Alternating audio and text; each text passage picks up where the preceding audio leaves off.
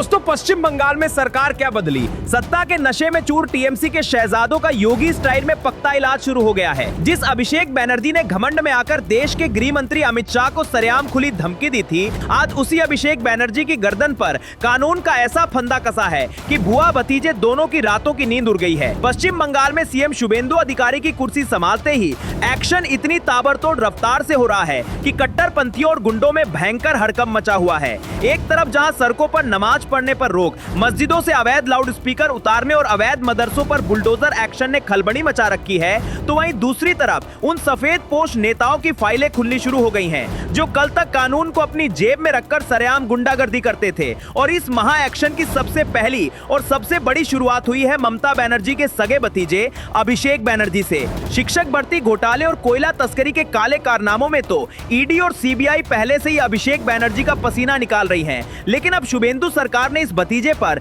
एक ऐसा तगड़ा कानूनी हंटर चलाया है जो इसे सीधे 7 साल के लिए जेल की काल कोठरी में डाल सकता है। चलिए आपको बताते हैं कि आखिर सत्ता की सनक में इस नेता ने ऐसा क्या गुनाह कर दिया था। याद करिए चुनाव का वो दौर जब टीएमसी के नेताओं को यह घमंड था कि उन्हें दोबारा सत्ता में आने से कोई नहीं रोक सकता। इसी ओवर कॉन्फिडेंस में सारी राजनीतिक मर्यादाएं लांघते हुए अभिषेक बनर्जी ने केंद्रीय गृह मंत्री अमित शाह को सरेआम धमकी दी थी। अभिषेक ने अपशब्दों का इस्तेमाल करते हुए ललकारा था कि अगर अमित शाह अपने पिता के असली बेटे हैं और उनमें हिम्मत है तो 4 मई को बंगाल में रुककर दिखाएं। लेकिन दोस्तों, अब यही भड़काऊ और जहरीली बयानबाजी अभिषेक बनर्जी के गले की फांस बन गई है। कोलकाता के क्राइम पुलिस स्टेशन में अभिषेक बनर्जी के खिलाफ एक बेहद सख्त एफआईआर दर्ज कर ली गई है। सामाजिक कार्यकर्ता राजीव सरकार ने चुनाव नतीजे आने के तुरंत बाद बाकायदा सबूतों, विवादित वीडियो और लिंक्स के साथ ये शिकायत दर्ज कराई है। इस एफआईआर में साफ लिखा है कि अभिषेक बनर्जी ने 27 अप्रैल से 3 मई के बीच